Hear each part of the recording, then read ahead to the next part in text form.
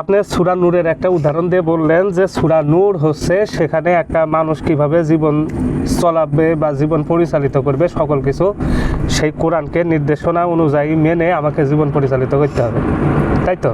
সূরা নূরটি যে সূরাগুলোতে কিছু আয়াত আছে সেই আয়াতগুলো আমাদের জন্য বিধান এবং আচ্ছা, বিধান। মেসেজ।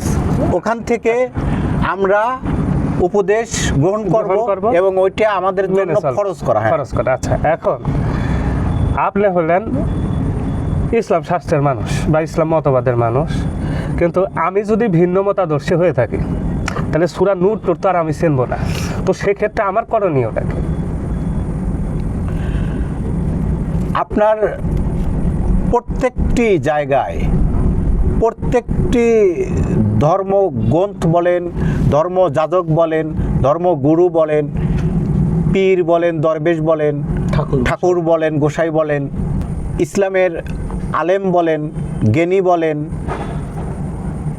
প্রত্যেকজনের একটাই মেসেজ, যার যার ধর্মগ্রন্থকে পবিত্র এবং সত্য সহকারে যার কিতাব এসছে সেই কিতাবের আহ্বান করা।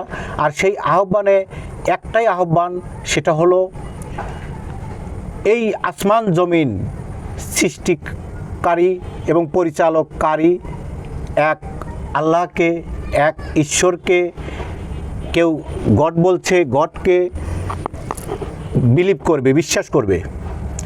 আর তার কাজ হলো কি, সে সৎকর্ম করবে। প্রত্যেকটি ধর্মের মেসেজ একটাই, সৎকর্ম করবে, সত্য বল, সুপথে চল ওরে আমার মন। তার মন এবং তার মধ্যে আত্মশুদ্ধি করবে, পবিত্র রাখবে, চিন্তা ভাবনায় ফ্রেশ থাকবে, এটাই তো করবে। তাকে যে এই সূরা নূর পড়তেই হবে, এই মেসেজ প্রত্যেকটা মানুষকেই যে কোনোভাবেই দেওয়া হয়েছে। সে তার ভাষাতেই, তার ধর্মেই, তার ধর্মগ্রন্থেই, তার ধর্মযাজকের কাছ থেকেই পেয়ে গেছে। আচ্ছা, এবার এই যে ধর্মগ্রন্থ থেকে বা ধর্মযাজক বা ধর্মগ্রন্থ যারা গবেষণা করে তারা হলো ধর্মযাজক, এখন তাদের মাধ্যমে আমরা জিনিসগুলো পেয়ে গেছে। এখন তারা এই ধর্মগ্রন্থটা পেলো কোথায়?